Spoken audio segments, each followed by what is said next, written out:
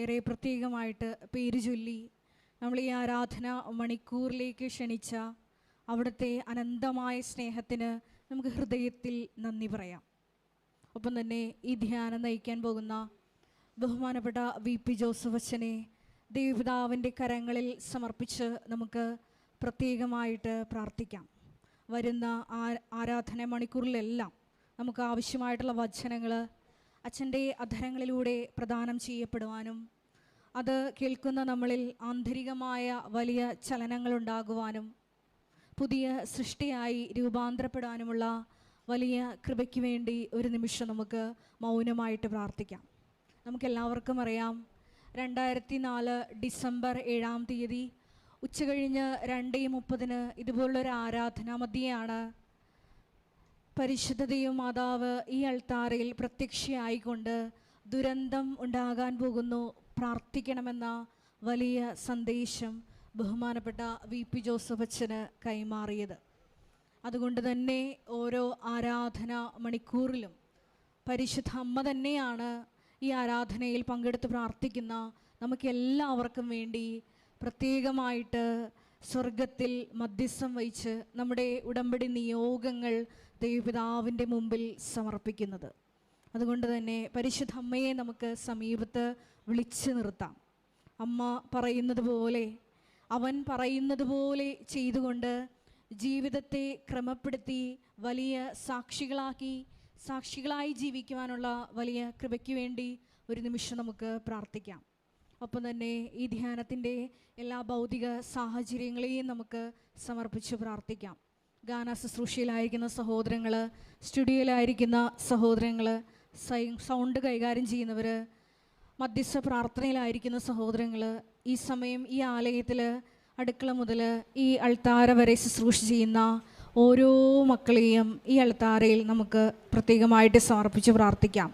ഒപ്പം തന്നെ 2015 മുതൽ നാളിതുവരെ കൃപാസനത്തിൽ വന്ന് ഉടമ്പടിയെടുത്ത് പ്രാർത്ഥിച്ചു പോയിട്ടുള്ള മുഴുവൻ മക്കളെയും കുടുംബങ്ങളെയും സ്ഥാപനങ്ങളെയും പ്രത്യേകമായിട്ട് നമുക്ക് സമർപ്പിച്ച് പ്രാർത്ഥിക്കാം.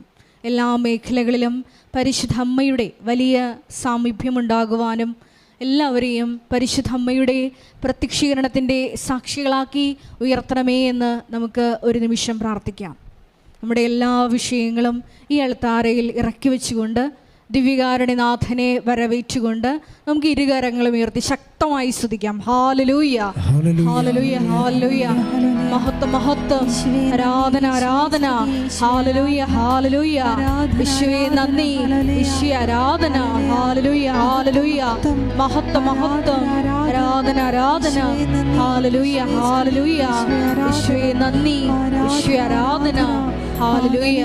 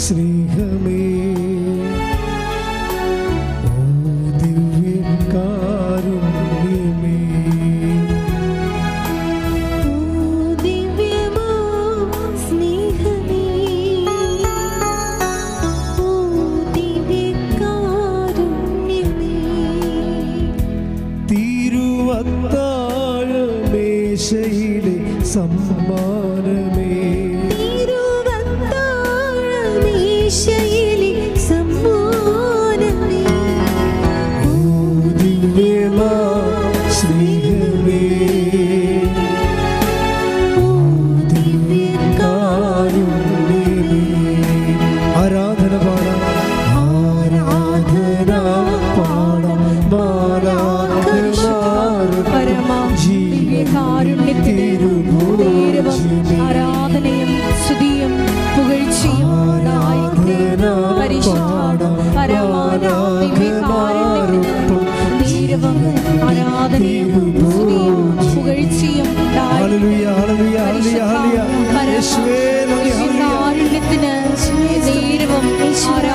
ആരാധനയും പുകഴ്ചയും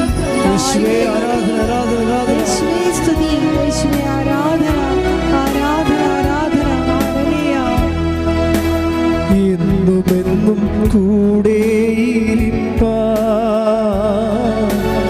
അപ്പമായി തീർന്നവനേ, എന്നുമെന്നും കൂടെയിരിപ്പാൻ അപ്പമായി തീർന്നവനേ, എന്റെ സ്നേഹിതനാകുന്ന സ്നേഹമേ, ആരാധന നിനക്കാരാധന. എന്റെ സ്നേഹിതനാകുന്ന സ്നേഹമേ, ആരാധന നിനക്കാരാധന. ഓ ദിവ്യമാ സ്നേഹമേ, ഓ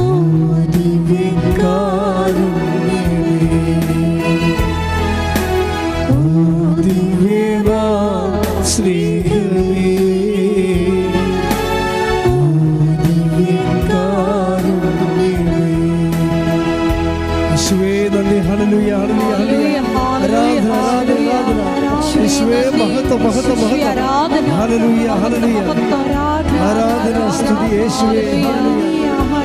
നന്ദി യേശുവേ, ആരാധന. ഹല്ലേലൂയ.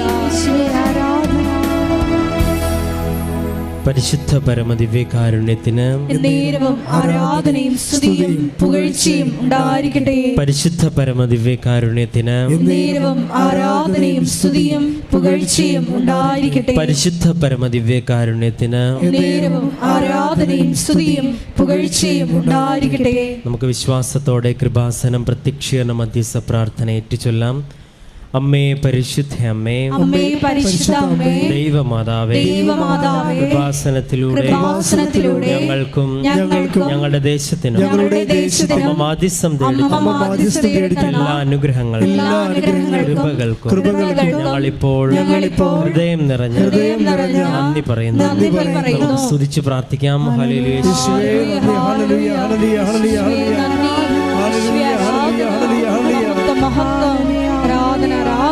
ഹല്ലേലൂയ. ആരാധന പാടാം മാലാഖമാരൊപ്പം ജീവന്റെ തിരുഭോജ്യമേ. ആരാധന പാടാം മാലാഖമാരൊപ്പം ജീവന്റെ തിരുഭോജ്യമേ. പരിശുദ്ധ പരമദിവ്യകാരുണ്യത്തിന് നേരവും ആരാധനയും സ്തുതിയും പുകഴ്ചയും ഉണ്ടായിരിക്കട്ടെ. പരിശുദ്ധ പരമദിവ്യകാരുണ്യത്തിന് നേരവും ആരാധനയും സ്തുതിയും പുകഴ്ചയും ഉണ്ടായിരിക്കട്ടെ. പരിശുദ്ധ പരമദിവ്യകാരുണ്യത്തിന് നേരവും ആരാധനയും സ്തുതിയും പുകഴ്ചയും ഉണ്ടായിരിക്കട്ടെ. അമ്മേ പരിശുദ്ധ അമ്മേ, അമ്മേ പരിശുദ്ധ അമ്മേ, ദൈവമാതാവേ, ദൈവമാതാവേ, 2004 ഡിസംബർ 7 തീയതി ഉച്ച കഴിഞ്ഞ് 2:30 കൃപാസനത്തിൽ സംഭവിച്ച അമ്മയുടെ പ്രത്യക്ഷപ്പെടലിനെ കുറിച്ച് തിരുസഭയ്ക്ക് സമർപ്പിച്ചിരിക്കുന്ന പഠനരേഖകളുടെ വസ്തുനിഷ്ഠവും ദൈവശാസ്ത്ര പ്രകാരമുള്ള അന്വേഷണ പഠനങ്ങൾ നടത്തി ആ പ്രത്യക്ഷപ്പെടലിലൂടെ പ്രകടമായ ദൈവമാതാവിന്റെ പ്രത്യേക കരുതലും സംരക്ഷണവും വെളിപ്പെടുത്തുന്ന പീഡിതരുടെ ആശ്വാസമാരുടെ വാഗ്ദാനത്തിന്റെ പേടകവും പ്രപഞ്ച പ്രകൃതിയുടെ മാതാവുമായ പരിശുദ്ധ അമ്മയുടെ ഭക്തി തിരുസഭയിൽ കൂടുതൽ പ്രചരിച്ച് ജീവിതത്തിന്റെ ദുരന്ത അവസ്ഥകളിൽ അകപ്പെട്ട് കഴിയുന്ന അനേകായിരം മക്കൾക്ക് ദൈവത്തിന്റെ സാന്നിധ്യവും സന്ധിപ്പും കൂടുതൽ അനുഭവിക്കുവാൻ ആത്മീയ വിശുദ്ധി ദൈവശക്തി കൈവരിക്കുവാൻ ഞങ്ങളുടെ കുടുംബങ്ങളെ ഇടയാക്കണമേ. നമുക്ക് സ്തുതിച്ച് പ്രാർത്ഥിക്കാം. ഹല്ലേലൂയ. യേശുവേ ആരാധന. നമ്മുടെ എല്ലാ കുടുംബങ്ങളെയും വിശുദ്ധീകരിക്കണമേ എന്ന് പ്രാർത്ഥിക്കുന്നു, ശക്തീകരിക്കണമേ എന്ന് പ്രാർത്ഥിക്കുന്നു. ഹല്ലേലൂയ, ഹല്ലേലൂയ. ആരാധന മാലാഖമാരൊപ്പം ജീവന്റെ തിരുഭോജ്യമേ.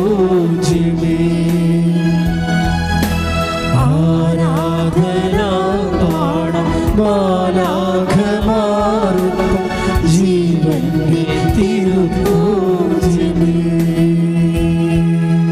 പരിശുദ്ധ പരമദിവ്യകാരുണ്യത്തിന് ആരാധനയും സ്തുതിയും പുകഴ്ചയും ഉണ്ടായിരിക്കട്ടെ. പരിശുദ്ധ പരമദിവ്യകാരുണ്യത്തിന് ആരാധനയും സ്തുതിയും പുകഴ്ചയും ഉണ്ടായിരിക്കട്ടെ. പരിശുദ്ധ പരമദിവ്യകാരുണ്യത്തിന് ആരാധനയും സ്തുതിയും പുകഴ്ചയും ഉണ്ടായിരിക്കട്ടെ. അമ്മേ പരിശുദ്ധ അമ്മേ, പരിശുദ്ധ അമ്മേ, ഭൂസ്വർലോകങ്ങളുടെ രാജ്ഞിയായ അങ്ങേക്ക് ഭൗമ സംരക്ഷണത്തിനായി പ്രപഞ്ച പ്രകൃതിയെ തിരുസഭ പ്രതിഷ്ഠിക്കുവാൻ പ്രത്യക്ഷീകരണമേ.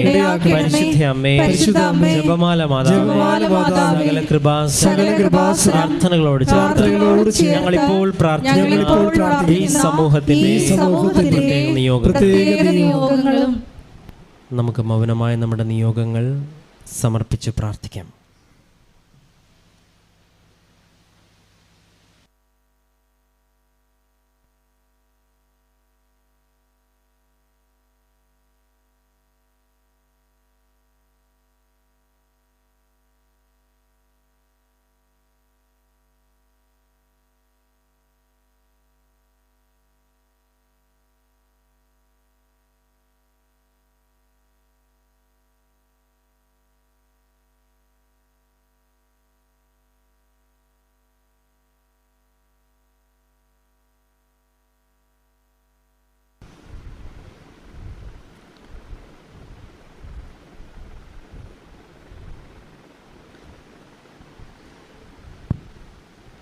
അമ്മയുടെ പ്രത്യക്ഷീകരണത്തിന്റെ ഈ അനുഗ്രഹവേളയിൽ ഞങ്ങൾക്ക് സാധിച്ചു തരുവാൻ കനിയണമേ. ആമേൻ. നമുക്ക് സ്തുതിച്ച് പ്രാർത്ഥിക്കാം. ഹല്ലേലൂയ.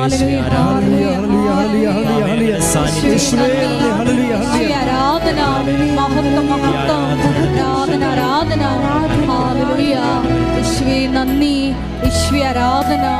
ഹല്ലേലൂയ.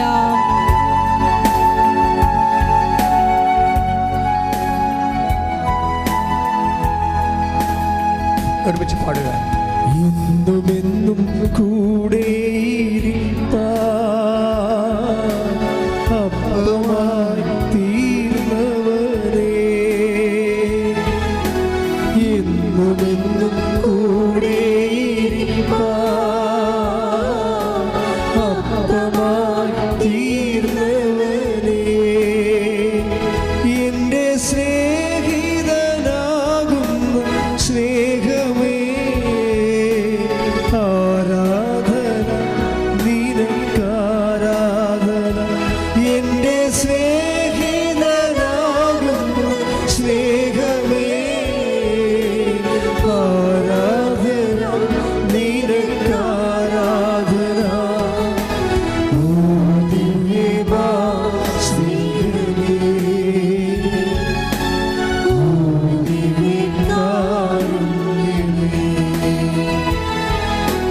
ഓ ദിവ്യമാ സ്നേഹമേ, ഓ ദിവ്യകാരുണ്യമേ.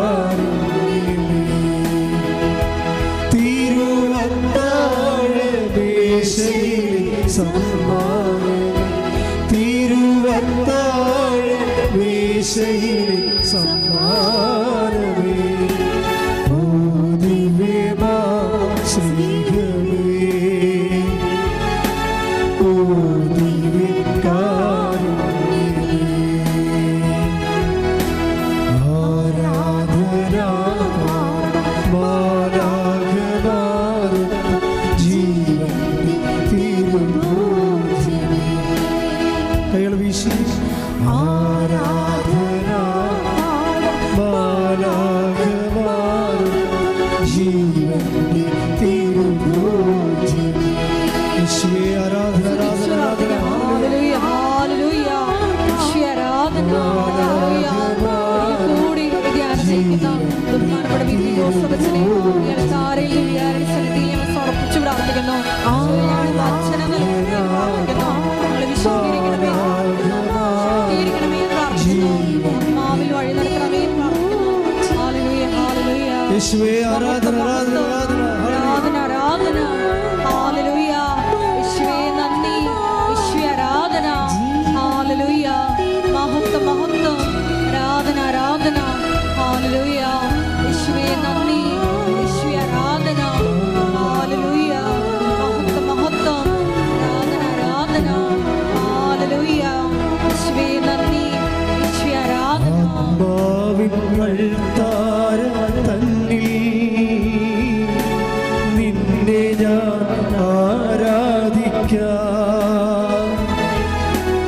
ആത്മാവിൻ അൾത്താരതന്നിൽ നിന്നെ ഞാൻ ആരാധിക്കാം. എന്റെ ജീവനായി തീരുന്ന സ്നേഹമേ, ആരാധന നിനക്കാരാധന. എന്റെ ജീവനായി തീരുന്ന സ്നേഹമേ, ആരാധന നിനക്കാരാധന. ഓ ദിവ്യമാ സ്നേഹമേ, ഓ ദിവ്യകാരുണ്യമേ, ഓ ദിവ്യമാ സ്നേഹമേ, ഓ ദിവ്യകാരുണ്യമേ.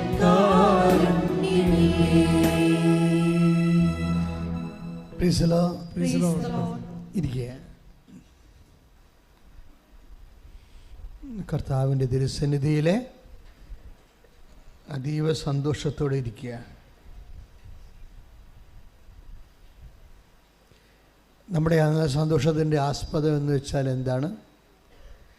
കർത്താവ് ഓരോ ദിവസവും ഉടമ്പടിയിലൂടെ 100 കണക്കിന് മനുഷ്യർക്ക് ദൈവം നൽകുന്ന പുതിയ വഴിയും പുതിയ വെളിച്ചവുമാണ്.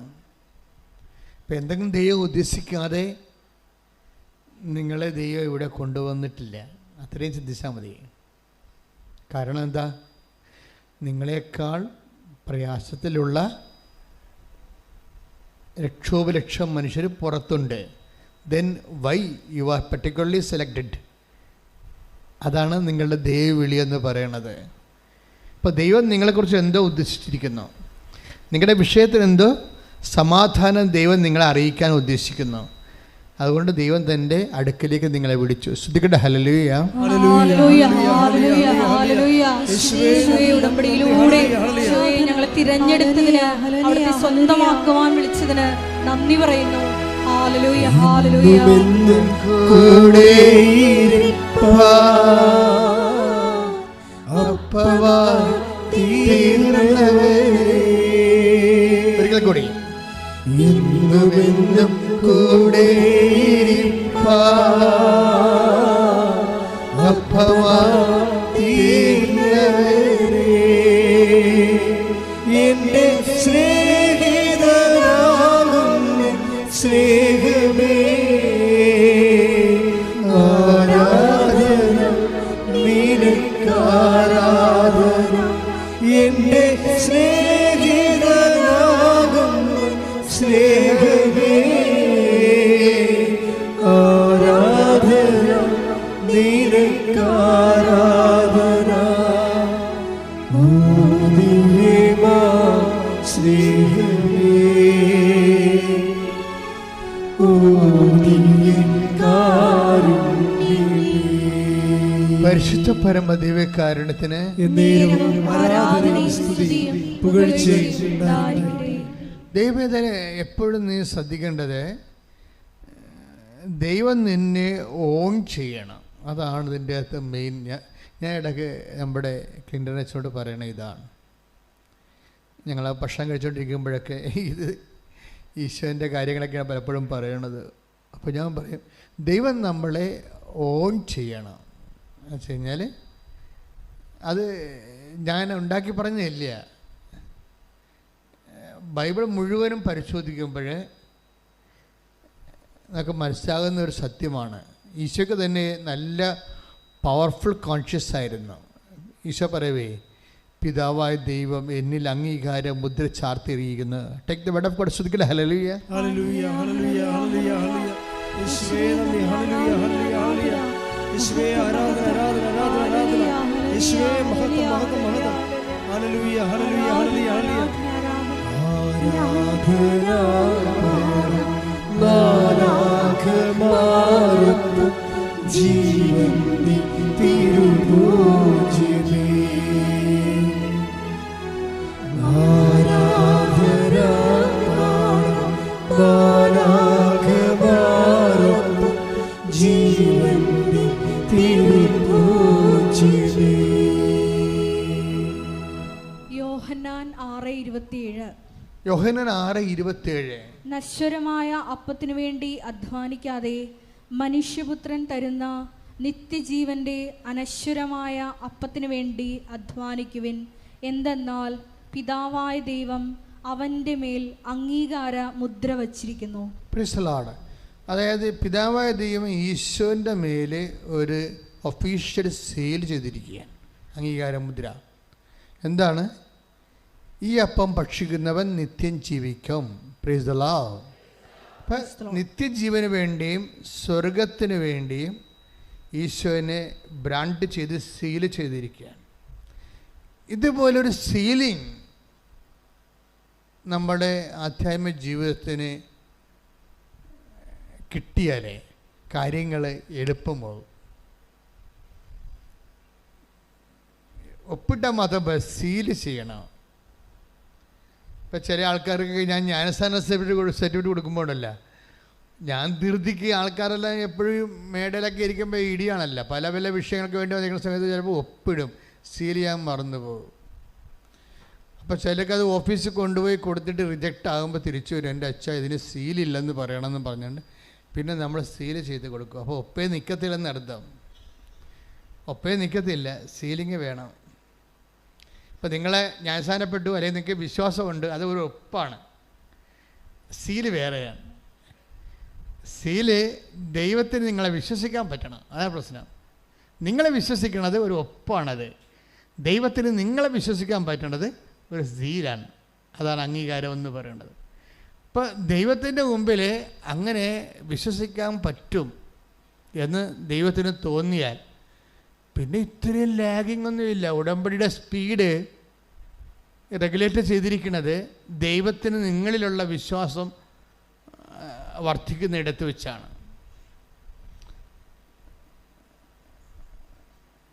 അതായത് നമ്മളിൽ ദൈവത്തിന് ഒരു വിശ്വാസം തോന്നിയാൽ അപ്പം സീലായി. നിങ്ങൾ ഉടമ്പടി കഴിയുമ്പോൾ നിങ്ങൾ നിങ്ങളുടെ വഴിക്ക് പോകും. ഇത് പ്രധാനപ്പെട്ട ഒരു പദാർത്ഥം മാത്രമായ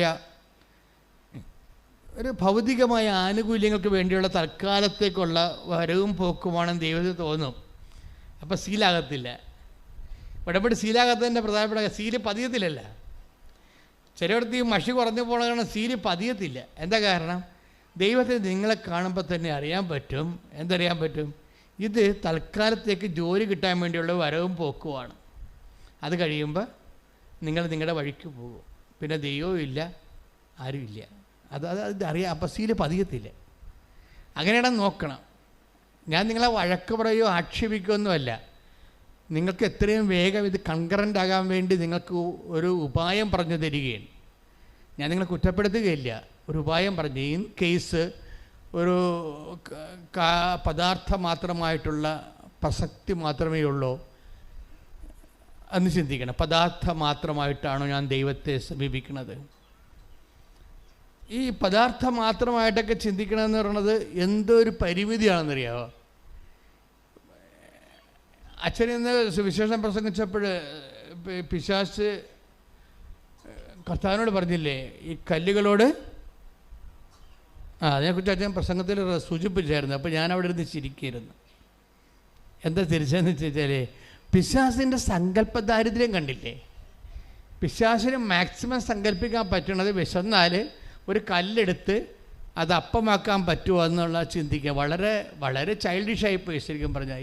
ഈ ജഗതി ഏതൊരു സിനിമയിൽ പറഞ്ഞ പോലെ ഈ കായലെല്ലാം പട്ടച്ചാരായമായെങ്കിൽ മാറിയെങ്കിൽ അതിനകത്തുള്ള മീനെല്ലാം വറുത്ത മീനായിരുന്നെങ്കിൽ എന്ന് ചിന്തിക്കണ പോലെ പോയി പിശാച് ചിന്തിച്ചത്. അത്രയ്ക്ക് സങ്കല്പ ദാരിദ്ര്യമാണ്. കല്ലുകളോട് അപ്പമാകാൻ. അപ്പം എൻ്റെ മനസ്സിൽ ഞാൻ അവിടെ നോട്ട് ബുക്ക് കൊണ്ടുപോകുന്ന വെച്ച് എഴുതാൻ തുടങ്ങി. എന്താ എഴുതാൻ തുടങ്ങിയത്? നിങ്ങൾ കണ്ടേ ഞാൻ എഴുതുന്നത്. എന്താ എഴുതാൻ തുടങ്ങി വെച്ച് കഴിഞ്ഞാൽ, ഈ കല്ലുകളോട് അപ്പമാകാൻ പറയുന്ന സൂത്രപ്പണി മാത്രമേ പിശാചിന് സങ്കല്പിക്കാൻ പറ്റത്തുള്ളൂ. അതിന് ഒരു മേ ബി ഫിസിക്കൽ ഫേവേഴ്സ് എന്ന് പറയാം. പക്ഷേ ആധ്യാത്മികത അതിനേക്കാൾ വലുതാണ്. കല്ലില്ലെങ്കിലും അപ്പമില്ലെങ്കിലും നിലനിർത്താൻ കഴിയുക. ദൈവത്തിന് ജോലിയില്ലെങ്കിൽ നീ വിവാഹം കഴിച്ചില്ലെങ്കിലും നിങ്ങൾക്ക് മക്കളില്ലെങ്കിലും നിങ്ങൾക്ക് വീടില്ലെങ്കിലും സന്തോഷത്തോടെ നിങ്ങൾ നിലനിർത്താൻ കഴിയും. നീ ദൈവത്തിന് കണ്ടീഷൻഡായിട്ട് മക്കളെ കിട്ടിയ ഇപ്പോൾ കഴിഞ്ഞ ദിവസത്തെ സാക്ഷ്യം എന്താണ് അവസാനിച്ചത്? മാതാവിൻ്റെ മുമ്പിൽ വന്ന് ആ മോള് പറഞ്ഞു കേട്ടില്ലേ, എന്താണ്, ഒന്നെങ്കിൽ 20 വർഷമായി ഞാൻ കുഞ്ഞിന് വേണ്ടി ദൈവങ്ങളുടെ എല്ലാം നടക്കണം, അവസാനം നിൻ്റെ അടുത്ത് വന്നിരിക്കുകയാണ്, ഒന്നെങ്കിൽ എൻ്റെ ജീവൻ എടുക്കണം അല്ലെങ്കിൽ എനിക്ക് കുഞ്ഞിനെ തന്നെ. അമ്മ ആ മാസം അവൾക്ക് കുഞ്ഞിനെ കൊടുത്ത്. അപ്പോൾ അവൾക്ക് മനസ്സിലായി അമ്മ ആരാണെന്ന് മനസ്സിലായി. പക്ഷേ എപ്പോഴും ദൈവത്തിൻ്റെ അടുത്ത് നിങ്ങൾ ഇങ്ങനെയുള്ള അഭ്യാസം കാണിക്കരുത്. അപ്പോൾ ഈ കല്ലപ്പമാക്കാൻ പറഞ്ഞ പോലെ പിശാചായിട്ട് നിങ്ങളെ കണക്കാക്കത്തുള്ളൂ. ദൈവത്തിനെ നമ്മൾ ഉദ്ദേശിക്കുന്നത് ഒരു ഭൗതിക യാഥാർത്ഥ്യത്തെ, നമുക്ക് ഒരു പദാർത്ഥത്തെ നമുക്ക് അനുഭവവേദ്യമാകുന്ന രീതിയിൽ ആസ്വദിക്കാനുള്ള പരുവമാക്കി തരിക എന്നുള്ള ഒരു മിനിമം പരിപാടിയാണ് നിങ്ങൾ ദൈവത്തിന് കൊടുത്തതെങ്കിൽ ദൈവത്തെ ഈ ജന്മത്തിൽ നിങ്ങൾ അനുഭവിക്കാൻ പറ്റത്തില്ല. ഒരനുഗ്രഹദാതാവായി മാത്രം ദൈവത്തെ കാണുമ്പോൾ സ്വാഭാവികം നിങ്ങളുടെ റിലീജിയസ് ലൈഫ് തന്നെ ഭയങ്കര പദ്ധതിക്കാകും. ഞാൻ എന്താ എഴുതിക്കൊണ്ടിരുന്നതെന്നറിയാമോ? ഞാൻ എഴുതിക്കൊണ്ടിരുന്നത് അതിൻ്റെ താഴേക്ക് വരുമ്പോഴുള്ള വചനങ്ങളാണ്. ഈ പ്രോഗ്രാങ്ങളെല്ലാം കഴിയുമ്പോൾ ഈ പിശാച് ഈശോനെ പ്രലോഭിപ്പിക്കാൻ പോണതിന് മുമ്പ് പിശാച് മറന്നുപോയൊരു ഭാഗമുണ്ട്. എന്താ കാര്യം? കല്ലില്ലെങ്കിൽ അപ്പമില്ലെങ്കിൽ ഇവൻ ജീവിക്കുമെന്നുള്ളത് അവൻ അനുഭവം കൊണ്ട് പഠിച്ചിട്ടാണ് അവൻ വന്നിരിക്കുന്നത്. അവനെന്താ പറഞ്ഞിരിക്കണത്? ലൂക്കാന്റെ സുവിശേഷം 4:2 എടുത്ത് ശ്രുതിക്കട്ടെ. ഹല്ലേലൂയ ഹല്ലേലൂയ ഹല്ലേലൂയ ഹല്ലേലൂയ ഹല്ലേലൂയ യേശുവേ നന്ദി. ഹല്ലേലൂയ ഹല്ലേലൂയ ഹല്ലേലൂയ ലൂക്കാ 4:2. ലൂക്കാ സുവിശേഷം 4:2. അവൻ പിശാചിനാൽ പരീക്ഷിക്കപ്പെട്ട് 40 ദിവസം അവിടെ കഴിഞ്ഞുകൂടി. 40 ദിവസം അവൻ അവിടെ കഴിഞ്ഞുകൂടി. ഓക്കെ.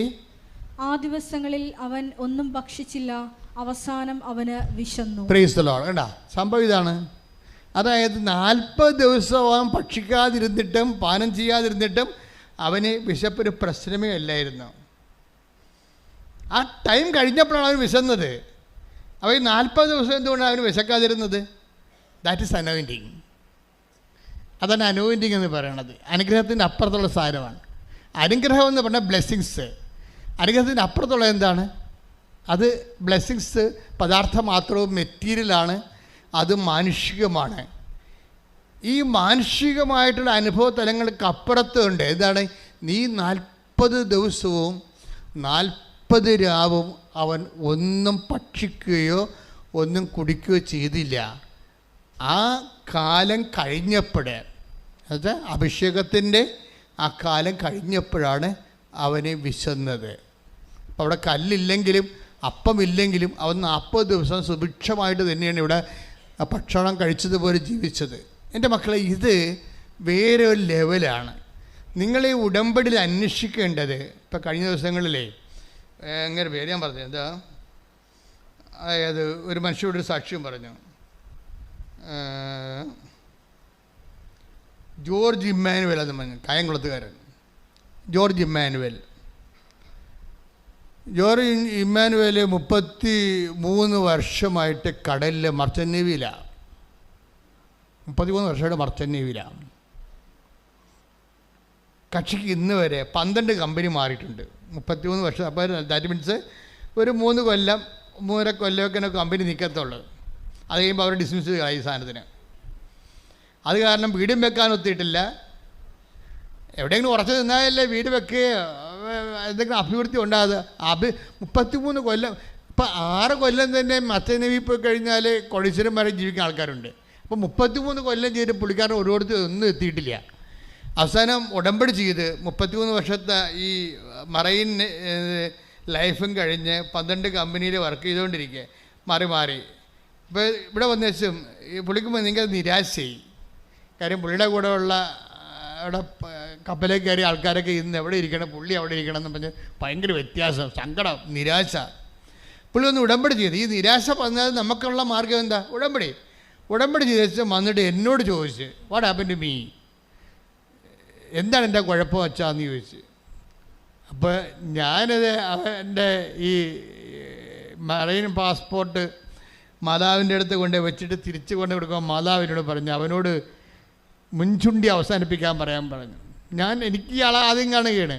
ഞാൻ പറഞ്ഞു മുൻചുണ്ടി അവസാനിപ്പിക്കാൻ പറയുന്നുണ്ടെന്ന് പറഞ്ഞു. ഓ എന്ന് വെച്ച് കഴിഞ്ഞാൽ എടുത്ത് ചാട്ടമോ പരിപാടിയാണ്. ഒരു വീട്ടിൽ പോലും സമാധാനത്തിൽ ഒരാൾ നമ്മുടെ സമയം കുറച്ച് കഴിയുമ്പോൾ ഉടക്കി പിരിയും. അപ്പം അത് ആ മനുഷ്യൻ്റെ ഒരു കുറവാണ്. അത് ആധ്യാത്മിക ജീവിതത്തിന് മാത്രമല്ല, ഭൗതിക ജീവിതത്തിന് ഇതുപോലെ കുറവുണ്ടായി കഴിഞ്ഞാൽ നമ്മൾ ഓരോരുത്തരെത്തത്തില്ല. ഇപ്പോൾ കത്തോലിക്ക പള്ളിയിൽ ഇപ്പോൾ നോൻപ് കാലമാണ്, കർത്താവിന് പീഡാനുഭവത്തിന് വേണ്ടി ഒരുങ്ങിക്കൊണ്ടിരിക്കുകയാണ്. അതുകൊണ്ട് തന്നെയാണ് ഈശോ ഇങ്ങനെ എന്നെ കൊണ്ടുവരണം എന്ന് തോന്നുന്നത്. നിങ്ങളും ചിന്തിക്കണം, നല്ലതാണ്. കുറവുകളെ അന്വേഷിക്കണം, നല്ലതാണ്. ഉടമ്പടി എടുക്കാൻ വേണ്ടി വരുമ്പോഴേ, എടുത്തു കഴിഞ്ഞ് അച്ഛനെ കാണാൻ വരുമ്പോഴല്ല, അച്ഛനെ കാണുന്ന മുമ്പ് തന്നെ കർത്താവിനോട് ചോദിക്കണം, എനിക്ക് വല്ല കുറവുണ്ടോ. മനസ്സിലായില്ലേ? അച്ഛനെ കാണുമ്പോൾ ചോദിച്ചാൽ കുഴപ്പമൊന്നുമില്ല. നിങ്ങൾ ചോദിക്കാത്തത് കൊണ്ട് മാത്രമേ എനിക്ക് പരിഭവമുള്ളൂ. ചോദിച്ചാൽ ഞാൻ മറുപടി പറയും. പക്ഷേ പിന്നെ ചിലരോട് മിണ്ടത്തില്ല. എന്ന് വെച്ച് കഴിഞ്ഞാൽ അവർ സിമ്പിൾ ക്വസ്റ്റ്യൻസ് ആയിരിക്കും ചോദിക്കുന്നത്. സീരിയസ് വിഷയമാണെങ്കിൽ ഞാൻ ടൈം എടുത്ത് അതിന് മെസ്സേജ് എടുത്ത് മറുപടി പറയും. കാര്യം അവർക്കത് ആവശ്യമാണ്. എനിക്ക് തോന്നുന്നത് അവരെന്നെ പരീക്ഷിക്കാനാണ് ചോദിക്കണമെങ്കിൽ ഞാൻ മിണ്ടത്തില്ല. അവർക്കിത് അറിഞ്ഞിരിക്കാൻ വേണ്ടിയാണെങ്കിൽ ഞാൻ മിണ്ടത്തില്ല. എവിടെയാണ് ഈ വിനാശത്തിൻ്റെ അശുദ്ധ ലക്ഷണം നിൽക്കരുതാത്തടത്ത് നിൽക്കണ കാണുമ്പോൾ യൂദയായിലുള്ളവർ മലമുകളിലേക്ക് ഓടായിപ്പോകാനാണ് പറഞ്ഞത്. അതായത് ചിലർക്ക് എപ്പോഴും നമ്മൾ ശ്രദ്ധിക്കുന്നത്, ഈ ദൈവം നമ്മളോട് സംസാരിക്കും, ഒരു സംശയമില്ല. പക്ഷേ എപ്പോഴും നമ്മൾ ശ്രദ്ധിക്കേണ്ടത്, നമ്മളുടെ തീരുമാനം എടുത്ത് മാറ്റിയിട്ട് നമ്മൾ കേവലമായിട്ട് നിൽക്കണം. കേവലമായിട്ട് കർത്താവേ നീ എന്ത് പറഞ്ഞാൽ അത് മാത്രമേ ഞാൻ ചെയ്യത്തുള്ളൂ എന്നാണെങ്കിൽ, അതെല്ലാ കാര്യത്തിലും അങ്ങനെയാണെങ്കിൽ ദൈവം എല്ലാ കാര്യത്തിലും നിങ്ങളോടും അങ്ങനെ തന്നെയായിരിക്കും. ഇതങ്ങനെയല്ല, നിങ്ങൾക്കിഷ്ടമുള്ളത് നിങ്ങൾ ചെയ്യും. നിങ്ങൾക്കിഷ്ടമുണ്ട്, പക്ഷേ അത് എൻ്റെ ഒരു ചെറിയൊരു മനസാക്ഷിക്കുത്ത് എന്തോ കിടപ്പുണ്ട്, അതിന് ദൈവത്തിൻ്റെ കൺകറൻസ് ഉണ്ടോ എന്ന് അറിയാൻ വേണ്ടി അറിഞ്ഞെങ്കിൽ അത് കൊള്ളാമല്ലോ, അറിഞ്ഞില്ലെങ്കിൽ എനിക്ക് കുഴപ്പമൊന്നുമില്ല, ഞാൻ ഇഷ്ടമുള്ള പോലെ ജീവിക്കത്തുള്ളൂ എന്ന് പറഞ്ഞുകൊണ്ട് ജീവിക്കുന്ന ആൾക്കാരില്ലേ, അവർ വെറുതെ ആൾക്കാരെ വന്ന് പണി മേടിക്കരുതെന്ന് മാത്രമേ ഞാൻ പറയത്തുള്ളൂ. ആണ് സമയം. അത് വളരെ ശ്രദ്ധിച്ച് കൈകാര്യം ചെയ്യേണ്ടത്, നിങ്ങൾ വളരെ ശ്രദ്ധിക്കേണ്ട കാര്യം മെസ്സേജിൻ്റെ കാര്യത്തിൽ. ശ്രദ്ധിക്കട്ടെ മക്കളെ. ദൈവഹിതം വെളിപ്പെട്ട് കിട്ടുമ്പോൾ അതനുസരിച്ച് ഞങ്ങളുടെ ജീവിതം ക്രമീകരിക്കുവാൻ ആത്മാവിൽ ഞങ്ങൾക്ക് അഭിഷേകം നൽകണമേ.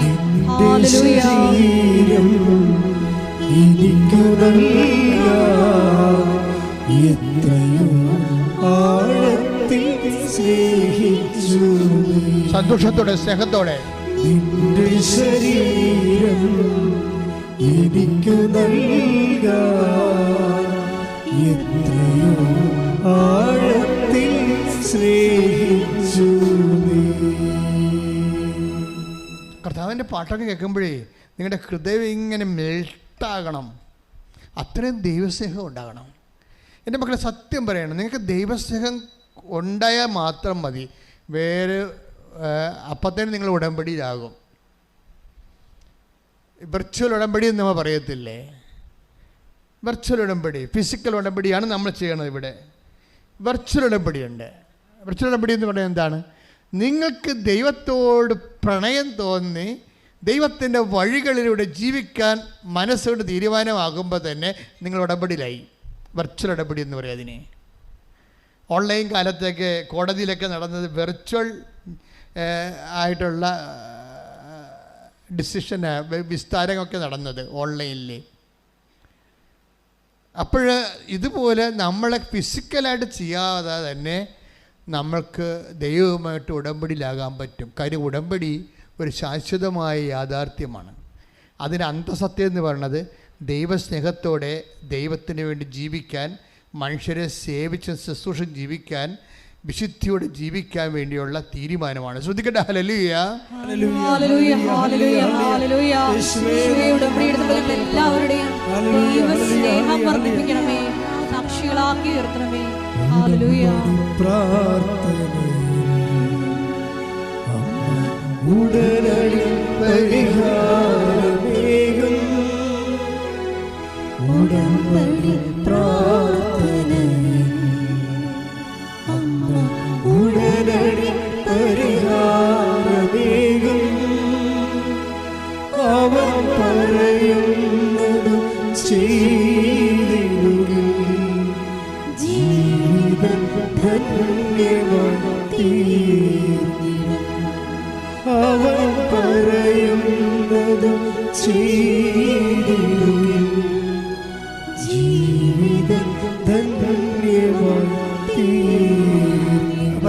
പരമദിവ്യകാരുണ്യത്തിന് നേരവും ആരാധനയും സ്തുതിയും പുകഴ്ചയും ഉണ്ടായിരിക്കട്ടെ. പക്ഷേ ഈ വിർച്വൽ ഉടമ്പടിക്ക് ഒരു കുഴപ്പമുണ്ട്. നമ്മളതിൻ്റെ പദാർത്ഥം അത് ഫിസിക്കൽ ഉടമ്പടിയായിട്ട് എന്തുകൊണ്ടാണ് കൺവേർട്ട് ചെയ്യണത്?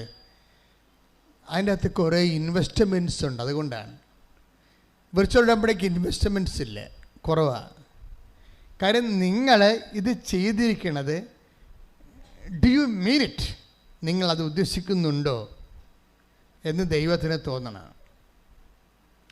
നിങ്ങൾ അതായത് ഒരാൾക്ക് വിർച്വൽ ഉടമ്പടി ചെയ്ത് ദൈവവുമായിട്ട് അനുഗ്രഹങ്ങൾ കൈപ്പറ്റുന്നതിന് പരിമിതികളുണ്ട്. അതിൻ്റെ കാരണം എന്ന് വെച്ച് കഴിഞ്ഞാൽ അതിൻ്റെ അകത്ത് കമ്പൽസറി ആയിട്ടുള്ള മെഷീനറി മെഷേഴ്സ് ഇല്ല. ഈ ഉടമ്പടി ഫിസിക്കൽ ഉടമ്പടി മാത്രമേ കമ്പൽസറി ഫിസിക്കൽ മെഷീനറി മെഷേഴ്സ് ഉള്ളത്. എന്തൊക്കെയാണുള്ളത്? നിങ്ങൾ രോഗികളെ പോയി കാണണം, ഇല്ലേ? അവന് ബൈബിള് വായിക്കണം, ദൈവസ്നേഹത്തോടെ വായിക്കണം.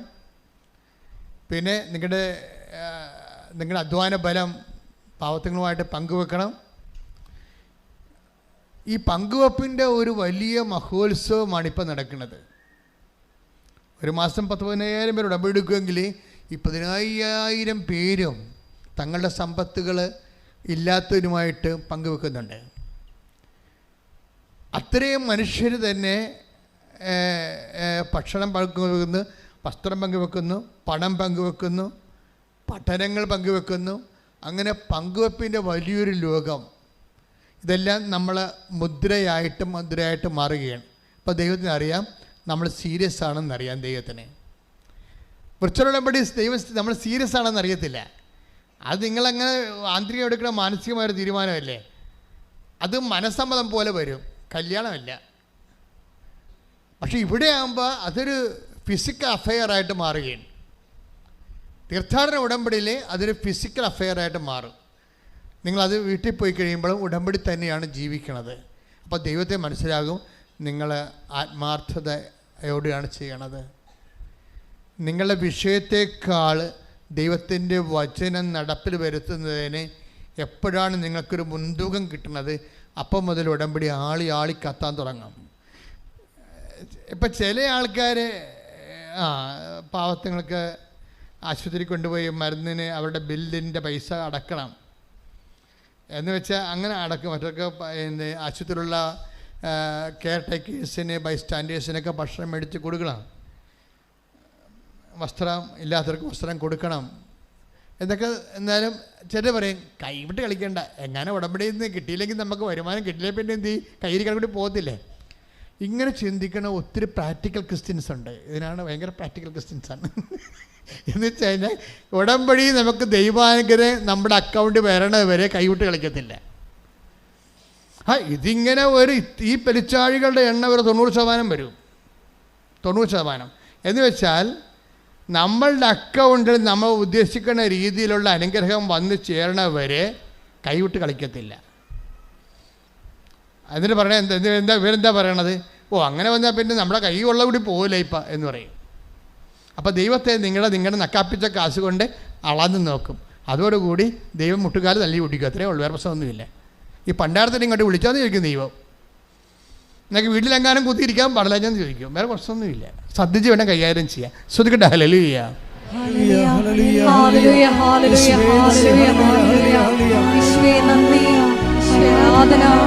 ഉടമ്പടി നിബന്ധനകളിൽ ദൈവസ്നേഹത്തോടെ ചെയ്യുവാൻ ആരാധനയിലൂടെ ഞങ്ങളെ അഭിഷേകം ചെയ്യണമേ.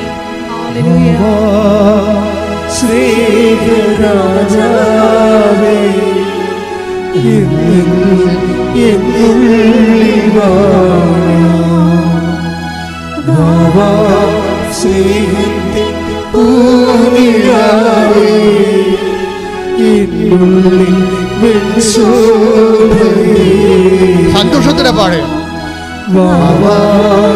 സ്നേഹരാജാവേ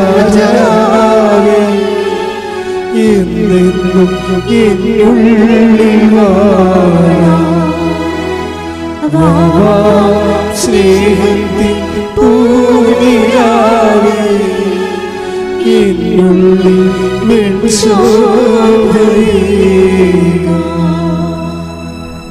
കഴിഞ്ഞ ദിവസം ജോജോ പാല എന്ന് പറഞ്ഞൊരു മകൻ സാക്ഷി പറഞ്ഞായിരുന്നു. എല്ലാവരും സാക്ഷ്യം പറയുമ്പോൾ ചില സാക്ഷ്യങ്ങൾ മാതാവ് എന്നോട് പറയും, ജസ്റ്റ് ലിസൺ ഇറ്റ് എന്ന് പറയും. കാര്യത്തിൽ മാതാവിൻ്റെ സ്വന്തം സാക്ഷ്യങ്ങളുണ്ടാകും. ദൈവം ഈ മനുഷ്യരാശിയോട്, ദൈവം ഒരു സാക്ഷ്യങ്ങൾ പലതരമാണ്. ദൈവം ഒരു പർട്ടിക്കുലർ കമ്മ്യൂണിറ്റിയോട് മാത്രം കൺവേ ചെയ്യാൻ ഉദ്ദേശിക്കുന്ന ലോക്കൽ കമ്മ്യൂണിക്കേഷനുള്ള സാക്ഷ്യങ്ങളുണ്ടാവും. ദൈവം എൻ്റെ ഹ്യൂമാനിറ്റിയോട് സംസാരിക്കുന്ന സാക്ഷ്യം ഉണ്ടാവും. എക്കാലവും അത് സാർവജനീനമായിരിക്കും, സാർവകാലികമായിരിക്കും. എല്ലാ കാലങ്ങളും സത്യമായിരിക്കും, എല്ലാ ജനങ്ങൾക്കും അത് സത്യമായിരിക്കും. ഒരു പ്രാദേശികതയ്ക്ക് അപ്പുറത്തായിരിക്കും അതിൻ്റെ സാക്ഷ്യം. ജോജോയുടെ സാക്ഷ്യം അങ്ങനെ ഒരു സാർവജനീനമായ ഒരു സാക്ഷ്യമാണ്. സാക്ഷ്യം ഇത്രയേ ഉള്ളൂ. പുള്ളി മൂത്രം ഒഴിച്ചപ്പോൾ മൂത്രത്തിൻ്റെ അളവ് കുറഞ്ഞു പോയി, അത്രയേ ഉള്ളൂ. ചെറിയൊരു സംഭവമാണ്. പുള്ളി മൂത്രം ഒഴിച്ചപ്പോൾ മൂത്രത്തിൻ്റെ അളവ് കുറഞ്ഞു പോയ പോലെ പുള്ളിക്ക് തോന്നി. അതൊരു വല്ലാത്ത തോന്നലായി, ഒരു ഒന്നൊന്നര തോന്നലായി. അതെന്താണെന്ന് പറയുക, അങ്ങനെയുടെ സാക്ഷ്യം തുടങ്ങണത് നമ്മൾ ശ്രദ്ധിക്കണം. അയാൾ അങ്ങനെ പറയണത്, ഞാൻ 25 വർഷമായി UK സെറ്റിൽഡാണ് എൻ്റെ ഭാര്യയുമായിട്ട്. എൻ്റെ മക്കളും 2 പേരും അവിടെ ജനിച്ചവരാണ്. അവർക്ക് കല്യാണം കഴിച്ചു, അവർക്ക് ജോലിയുണ്ട്. എൻ്റെ മക്കൾക്ക് ജോലിയുണ്ട്, എനിക്കിപ്പോഴും ജോലിയുണ്ട്, എൻ്റെ ഭാര്യയ്ക്ക് ജോലിയുണ്ട്. ഞങ്ങൾക്ക് പണത്തിന് ഒരു കുറവുമില്ല. അതുകൊണ്ട് തന്നെ ഞങ്ങൾ വളരെ സന്തോഷമായ രീതിയിൽ ആണ് അവിടെ ജീവിച്ചത്. അപ്പോൾ നോക്കിയ ഒരു മനുഷ്യന് വീടിന് വീട്, മേൽത്തരം ഭയം പറയുന്നുണ്ട്, മേൽത്തരം ഭവനങ്ങൾ, മേൽത്തരം വാഹനങ്ങൾ. ഓരോ സമയത്തും അതാ സമയത്ത് കമ്പനി ഇറങ്ങുമ്പോൾ ആൾക്കാർക്ക് അങ്ങനെയാണല്ല, ഈ കുറേ പണമായി കഴിഞ്ഞാൽ പിന്നീട് അവരുടെ റാങ്ക് അനുസരിച്ചിട്ട് അവരെക്കാൾ മെച്ചമായ ജീവിതം ആരാണ് ജീവിക്കണം നോക്കിയിട്ട് അവരുപയോഗിക്കുന്ന ബ്രാൻഡുകൾ ഉപയോഗിച്ചുകൊണ്ട് അവരുടെ ഒപ്പം അപ്ഡേറ്റ് ചെയ്യും. മനുഷ്യന് ഇങ്ങനെയുള്ള ഒരു സംഭവമുണ്ട്. എന്നുവെച്ചാൽ നമ്മളെക്കാൾ മെച്ചമായിട്ടുള്ള ആരാണ് ജീവിക്കണത് നോക്കിയിട്ട് നമ്മളൊരിക്കലും താഴേക്ക് നോക്കും. നമ്മൾ അനിയൻ ചിലപ്പോഴും ഇപ്പോഴും പശുവിനെയും വളർത്തി നടക്കണുണ്ടാവും, അവർ നോക്കത്തില്ല, അവർ തിരക്കത്തില്ല. ഭാര്യയുടെ ആങ്ങളമാരെങ്ങനെ ജീവിക്കണം എന്ന് നോക്കും. അതാണ് പ്രശ്നം. സ്വന്തം കൂടപ്പുറപ്പ് എങ്ങനെ ജീവിക്കണം എന്നല്ല നോക്കണത്, ഭാര്യയുടെ ആങ്ങളമാർ. ഇപ്പോൾ അളിയനെ എങ്ങനെ കവച്ച് വെക്കാൻ പറ്റും, അതാണ്. എന്നിട്ട് ഭാര്യയുമായിട്ട് വഴക്കിടുമ്പോൾ അളിയൻ്റെ പേരാണ് പറയണത്. അപ്പോൾ നിങ്ങൾക്ക് എന്നാത്തിൻ്റെ കേടാണ്, എപ്പോഴും എൻ്റെ ആങ്ങളെ മേശക്കൾ കയറണം എന്തിനാണ് എന്ന് ചോദിക്കും. എന്നുവെച്ചാൽ ഭാര്യയുടെ മുമ്പിൽ പുള്ളിക്ക് ഞാൻ ജോജിയുടെ കാര്യമല്ല പറയണത്, ഞാൻ പൊതുവായിട്ട് പറയണം കേട്ടോ. ആമഷ അതൊന്നും പറഞ്ഞിട്ടില്ല. അതായത് മനുഷ്യന്മാരുടെ ഉള്ളിലുള്ള ചില ഉടമ്പടി വിരുദ്ധമായ വിചാരങ്ങളെ വിചാരണ ചെയ്യാതെ നമുക്ക് മുന്നോട്ട് പോകാൻ പറ്റത്തില്ല. കാര്യം ഇത് നിങ്ങൾ പറയുന്ന കൂട്ട് പ്രാർത്ഥനീയ രൂപങ്ങളല്ല ഈ സംഭവം. ഇത് വളരെ സൂക്ഷിച്ച് തന്ത്രപരമായിട്ട് ആണ് ഇതിനെ സമീപിക്കേണ്ടത്. ഇങ്ങനെ ഒരു ട്രേസ്, ഇപ്പം നിങ്ങളുടെ അളിയനുമായിട്ട് കോമ്പറ്റീഷനാണ്, അളിയൻ ഉപയോഗിക്കുന്ന വണ്ടി ഏതാണെന്ന് നോക്കിയിട്ട് ആ വണ്ടി ഞാൻ വാങ്ങിക്കണം, അപ്പം മാത്രമേ, അല്ലെങ്കിൽ അതിനേക്കാൾ മെച്ചമായ കുറച്ചുകൂടി ഫുൾ ഓപ്ഷനുള്ളൊരു വണ്ടി വാങ്ങിച്ചു കഴിയുമ്പോൾ അത് ഡ്രൈവ് ചെയ്തുകൊണ്ട് ഞാൻ ഭാര്യയുടെ അടുത്ത് കറങ്ങി തിരിഞ്ഞ് വരുമ്പോൾ ഇവളുടെ മുമ്പിൽ ഞാൻ കുറച്ചുകൂടി ഉയർന്നൊരാളാകും. അപ്പോൾ നിൻ്റെ അളിയനെ ഞാൻ വെട്ടിയെന്നാണ് പറഞ്ഞത്. ഇപ്പോഴും രാജാക്കന്മാർ യുദ്ധം ചെയ്യുന്നുണ്ട് കുടുംബത്തിൽ, അളിയന്മാരുമായിട്ടാണ് മാത്രമേ ഉള്ളൂ, വേറെ പ്രശ്നമൊന്നുമില്ല. മനുഷ്യന്മാരൊന്നും മാറിയിട്ടില്ല.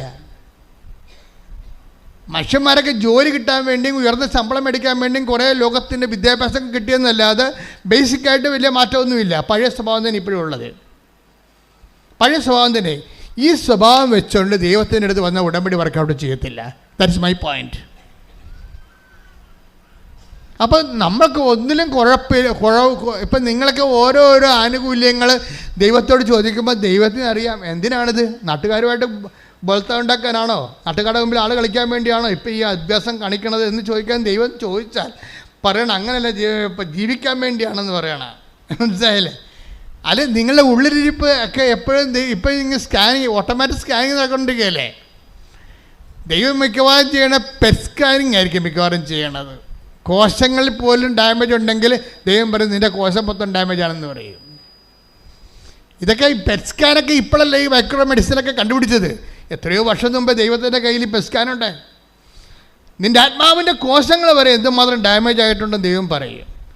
അതുകൊണ്ടാണ് ഉടമ്പടി താമസിക്കുന്നത്. പ്രാർത്ഥിക്കുക. കർത്താവായ ദൈവമേ, കർത്താവായ ദൈവമേ, നിന്റെ കൃപയുടെ ആഗിരണം ചെയ്യാൻ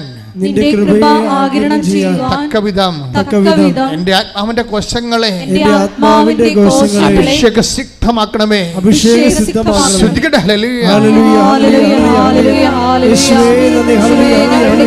തടസ്സമായി നിൽക്കുന്ന എല്ലാ ജീവിത മേഖലകളെയും ഈശോയെ ഞങ്ങൾക്ക് വെളിപ്പെടുത്തി തരണമേ.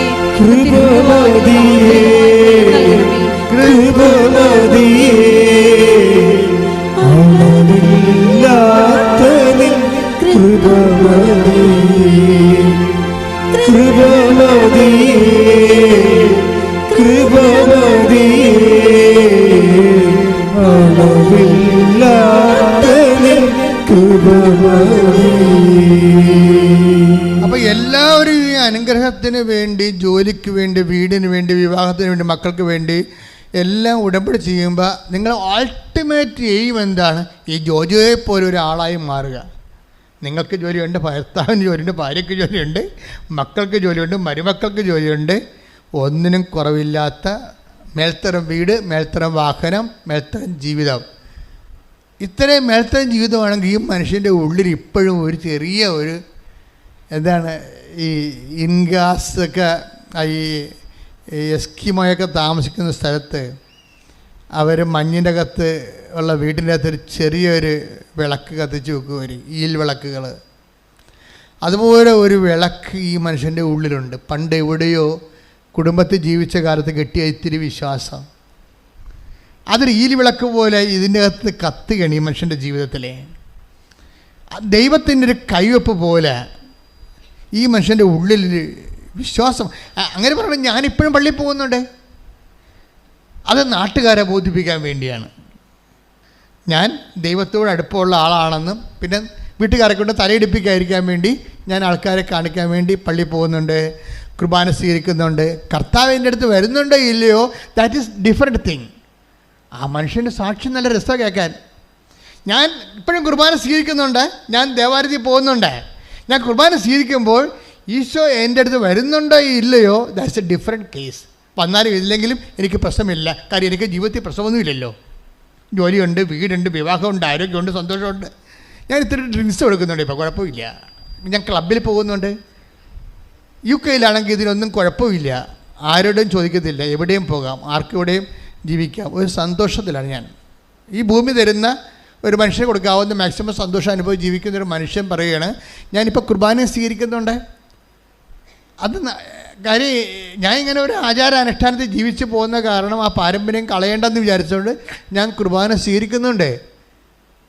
പക്ഷേ ഈശോ എൻ്റെ അടുത്ത് വരുന്നുണ്ടോ ഇല്ലയോ, അത് എനിക്കത്ര പ്രശ്നമല്ലെന്ന്. അതാണ് പ്രശ്നം. അതാണ് എൻ്റെ അകത്ത് ഏറ്റവും വലിയ വിഷയം. ഈശോ എൻ്റെ അടുത്ത് ആ കുർബാന സ്വീകരണത്തിലൂടെ ഈശോ എൻ്റെ അടുത്ത് വരുന്നുണ്ടോ ഇല്ലയോ എന്ന് പറയുമ്പോൾ വരുന്നില്ലെങ്കിൽ സങ്കടമില്ല. അങ്ങനെ സങ്കടം ആ മനുഷ്യനില്ല, ഫീൽ ചെയ്യുന്നില്ല. അങ്ങനെ കുറവ് ഈശോയ്ക്ക്, ഈശോ എൻ്റെ എഴുന്നള്ളി ഈ കുർബാനയിൽ എൻ്റെ ഉള്ളിലേക്ക് വരുന്നില്ല എങ്കിലാണെങ്കിലും അത് കുറവായിട്ട് he's not feeling it. Isho ഒരു മനുഷ്യൻ്റെ, ആധുനിക മനുഷ്യൻ്റെ ഒരു അവസ്ഥ കണ്ടില്ലേ? അതായത് ചട്ടപ്പടി സഭയുടെ മുമ്പിലും അച്ഛന്മാരുടെ മുമ്പിലും പള്ളിക്കാരുടെ മുമ്പിലും ഇടവക്കാരുടെ മുമ്പിലും ഹീസ് എ ഗുഡ് കാത്തലിക്. അയാൾക്കറിയാം അയാളുടെ ഹിപ്പോക്രാറ്റാണെന്നറിയാം. അയാൾക്കറിയാം പള്ളിയിലെ അച്ഛന്മാരുടെ മുമ്പിൽ ബിഷപ്പിൻ്റെ മുമ്പിലൊക്കെ he's a catholic, good catholic. പക്ഷെ അയാൾക്കറിയാം ഈശോ ഒന്നും, അയാളുടെ കയ്യിരിപ്പ് കാരണം ഈശോ ഒന്നും കുർബാനയിലൂടെ എൻ്റെ ഉള്ളിൽ വരുന്നില്ലെന്നറിയാം. ഇനി വരാതിരുന്നതുകൊണ്ടോ എനിക്ക് അത്രയ്ക്ക് വിഷമമൊന്നും ഇല്ല, അത് കുറവായിട്ട് പുള്ളിക്ക് തോന്നുന്നില്ല. ഈശോ നമ്മുടെ ഉള്ളിലേക്ക് വരാത്തത്, ഈ അനുഷ്ഠാന മാർഗങ്ങളെല്ലാം ആചരിച്ചിട്ടും വരാത്തത് ഒരു കുറവായിട്ട് തോന്നാത്ത ട്രാജഡിയെ ഇനി എന്ത് വെക്കാബററി ഉപയോഗിച്ച് പിടിക്കണമെന്ന് നമുക്കറിയത്തില്ല. അത്രയ്ക്ക് പത്തറ്റിക്കാണ് കണ്ടീഷൻ. പ്രാർത്ഥിക്കുക. കർത്താവായ ദൈവമേ, ഞാൻ കേൾക്കുന്ന ധ്യാനത്തിലൂടെ അങ്ങ് ഉദ്ദേശിക്കുന്നത് എൻ്റെ അന്തരാത്മാവിലേക്ക് പകർന്നു തരാൻ അമ്മേ, പരിശുദ്ധമ്മേ, എനിക്ക് വേണ്ടി മാധ്യസ്ഥം വഹിക്കണം.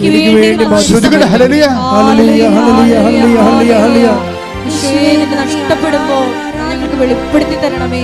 ഞങ്ങളുടെ ജീവിതം പുനഃക്രമീകരിക്കുവാൻ ഈ ആരാധനയോട് ഞങ്ങളെ അഭിഷേകം ചെയ്യണമേ.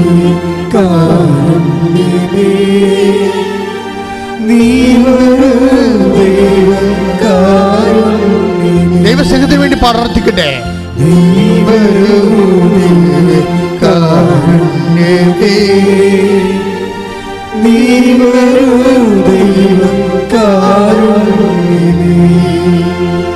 ജീവനേ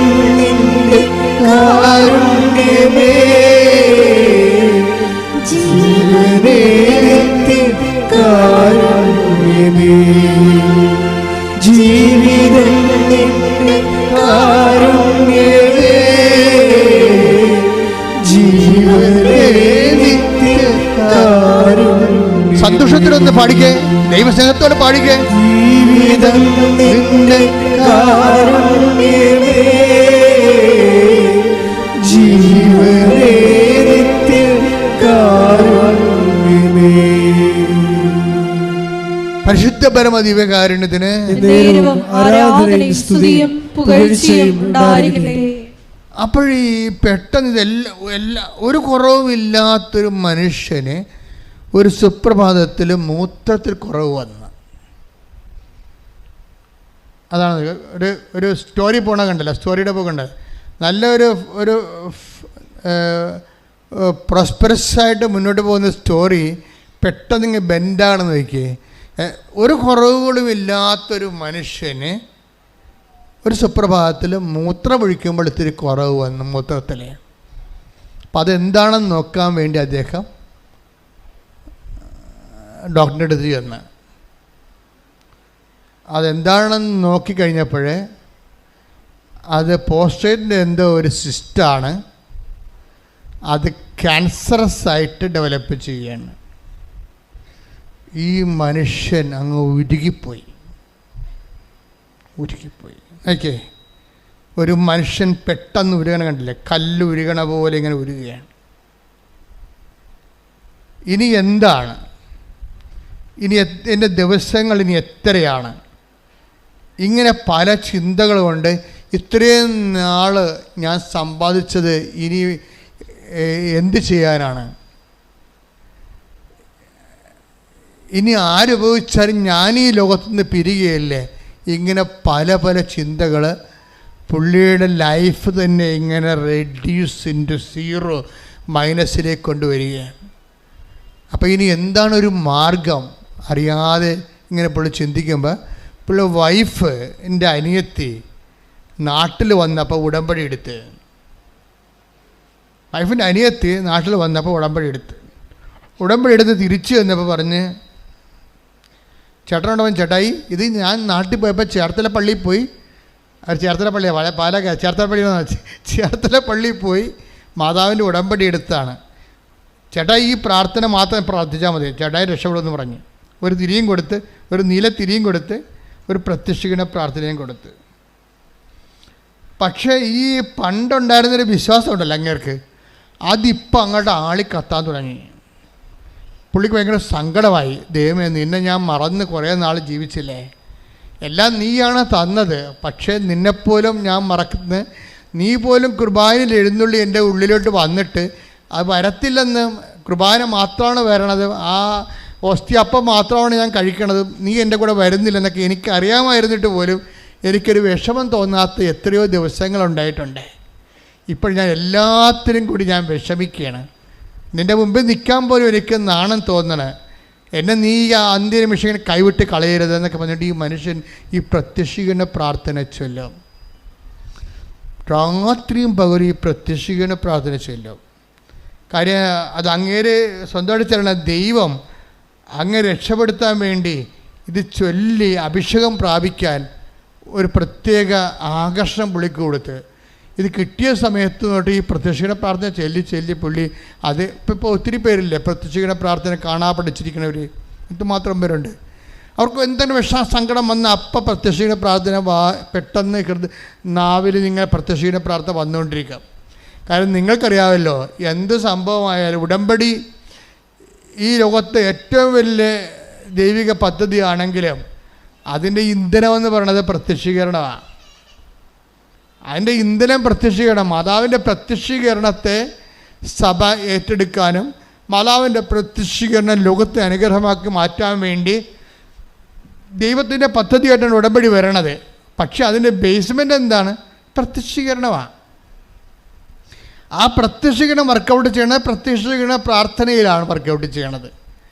അതുകൊണ്ട് ഈ മനുഷ്യൻ പ്രത്യക്ഷീകരണ പ്രാർത്ഥന ചൊല്ലിക്കൊണ്ടിരിക്കുകയാണ്. ചൊല്ലി അവസാനം ഒരു ദിവസം പോയി രണ്ടാമതൊരു സ്കാൻ ചെയ്തപ്പോൾ ഒരു 3 മാസം കഴിഞ്ഞിട്ട് ഒരു സ്കാൻ ചെയ്ത് 3 മാസം കഴിഞ്ഞിട്ട് സ്കാൻ ചെയ്തപ്പോൾ ഡോക്ടർ പറഞ്ഞ് ഇത് ആ പഴയ കണ്ട പോലെ ഇരിക്കണമെന്ന് പറഞ്ഞ്. അപ്പോൾ പുള്ളി കുറഞ്ഞെന്നാണ് വിചാരിച്ചത്. പക്ഷെ പുള്ളി പറഞ്ഞത് പഴയ കണ്ട പോലെ ഇരിക്കണമെന്ന് പറഞ്ഞ്. കണ്ട പോലെ പണ്ട് കണ്ട സിസ്റ്റത്തിൻ്റെ അതേ മില്ലിയിൽ മാത്രമാണ് ഇപ്പോഴും ഇരിക്കണമെന്ന് പറഞ്ഞു. പക്ഷെ അത് പുള്ളിക്ക് ദൈവാനുഗ്രഹത്തെ മനസ്സിലാക്കാൻ കഴിഞ്ഞില്ല. പിന്നെ വീട്ടിൽ വന്ന് പ്രാർത്ഥിച്ച് അവരോടൊക്കെ സംസാരിച്ച് കഴിഞ്ഞപ്പോൾ പറഞ്ഞു, ചേട്ടായി അത് നല്ല കാര്യമല്ലേ, ഈ ക്യാൻസറാണെങ്കിൽ ഗ്രോത്ത് ചെയ്യുമല്ലോ, ഇത് അറസ്റ്റായില്ല ചേട്ടായി എന്ന് പറഞ്ഞു. അപ്പോഴാണ് പുള്ളി ഞെട്ടിപ്പോയി. ശരിയാണ്, ഇത് അറസ്റ്റായല്ല, ഞാൻ പള്ളി കൃപാസനത്തിൽ വന്നിട്ടില്ല, മാതാവിനെ കണ്ടിട്ടില്ല, പ്രത്യക്ഷീകരണ പ്രാർത്ഥന മാത്രം ചൊല്ലിയപ്പോൾ ഇത് അറസ്റ്റായില്ലേ. പിന്നെ പുള്ളിയുടെ ലൈഫ് മുഴുവനും നിങ്ങൾക്കറിയാമല്ലേ ഈ കുറവുകൾ നോക്കാൻ തുടങ്ങി പുള്ളി.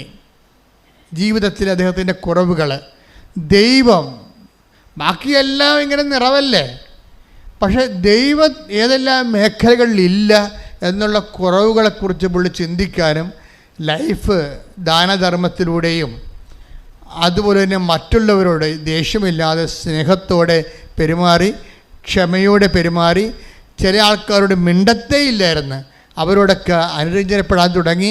പുള്ളി കുറേ കറക്ഷനിലേക്ക് വന്നു. എന്താ സംഭവം? ഇത്രയും നാൾ താൻ നേടിയതൊന്നും അല്ലെന്നൊരു നിമിഷം മനസ്സിലാക്കിയത് നിമിഷം മുതലേ കുറവുകൾ നിങ്ങൾക്കറിയാതെ ദൈവം ഇപ്പം 10:12 എടുത്ത് മർക്കോസിൻ്റെ സുവിശേഷം 10:21 ശ്രുതികട്ടെ. ഹല്ലേലൂയ ഹല്ലേലൂയ ഹല്ലേലൂയ യേശുവേ നന്ദി സ്തുതി. ഹല്ലേലൂയ ഹല്ലേലൂയ യേശുവേ ആരാധന ആരാധന. മർക്കോസ് 10:21 യേശു സ്നേഹപൂർവ്വം അവനെ കടാക്ഷിച്ചുകൊണ്ട് പറഞ്ഞു, നിനക്ക് ഒരു കുറവുണ്ട്, പോയി നിനക്കുള്ളതെല്ലാം വിറ്റ് ദരിദ്രർക്ക് കൊടുക്കുക, അപ്പോൾ സ്വർഗത്തിൽ നിനക്ക് നിക്ഷേപമുണ്ടാകും, പിന്നെ വന്ന് എന്നെ അനുഗമിക്കുക. ക്രിസ്തുവിലേക്ക് വരുന്നതിന് മുമ്പ് കുറവുകളെ ഇവാലുവേറ്റ് ചെയ്യണ ഒരു പേഴ്സണൽ അസസ്മെൻറ്റ് നടത്തണം നല്ലതാണ്. ഈ കുറവുകളെ അന്വേഷിക്കുന്നത് അദ്ദേഹം സ്വന്തമായിട്ട് ചെയ്തതല്ല, ഈ പാക്കേജിൽ ഉടമ്പടി പാക്കേജിലുള്ളതാണ് പേഴ്സണൽ അസസ്മെൻറ്റ്. അത് 10:20-19 വായിച്ചേ. മർക്കോസ് 10:20 അവൻ പറഞ്ഞു, ഗുരു ചെറുപ്പം മുതൽ ഞാൻ ഇവയെല്ലാം പാലിക്കുന്നുണ്ട്. അതായത് ഒരു യുവാവ്, അയാൾ ഈ ജോജോനെ പോലെ ധനികനായിരുന്നു. ബൈബിൾ അവതരിപ്പിക്കുന്ന ജോജോയെ പോലെ അയാൾ ധനികനാണെന്ന് പറയുന്നില്ല അവിടെ, വായിച്ചോളൂ. യേശു വഴിയിലേക്ക് ഇറങ്ങിയപ്പോൾ ഒരുവൻ ഓടി വന്ന് അവൻ്റെ മുമ്പിൽ മുട്ടുകുത്തി ചോദിച്ചു, നല്ലവനായ ഗുരു, നിത്യജീവൻ അവകാശമാക്കാൻ ഞാൻ എന്ത് ചെയ്യണം? Praise the Lord. നിത്യതയ്ക്ക് വേണ്ടി ഞാൻ എന്ത് ചെയ്യണമെന്ന് ചോദിക്കുകയാണ്. ആ ചോദിക്കണത് തന്നെ വലിയൊരു അനുഗ്രഹമാണ്. IELTS പാസ്സാകാൻ ഞാൻ എന്ത് ചെയ്യണമെന്നാണ് കൃപാസനത്തിൽ വന്ന് പെൺപിള്ളേർ ചോദിക്കുന്നത്. അത് കുഴപ്പമില്ല, അതിന് കർത്താവ് നല്ല അസല് മറുപടികൾ, അവർക്ക് ജോലി വരെ ആയാണ് ഇവിടുന്ന് പോണത്. അതിൻ്റെ അകത്ത് കുഴപ്പമില്ല, അത് നമുക്ക് ജീവിക്കാൻ വേണ്ടി ഒരു മാർഗം ദൈവം തന്നതാണ്.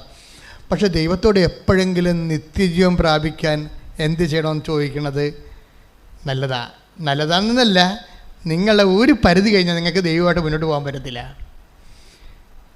മനസ്സിലായില്ലേ? എപ്പോഴും ഇങ്ങനെ മുട്ടുവേദന മാറാനും നെഞ്ചിരുക്കം മാറാനും തലവേദന മാറാനും മാത്രം, പെണ്ണ് കെട്ടിക്കാനും മകളെ കെട്ടിക്കാനും നഷ്ടപ്പെട്ടു പോയ മാല കിട്ടാനും മാത്രം ദൈവത്തിൻ്റെ അടുത്ത് വന്നാൽ കുറച്ച് കഴിയുമ്പോൾ ദൈവം നിങ്ങളെ തള്ളിക്കളയും.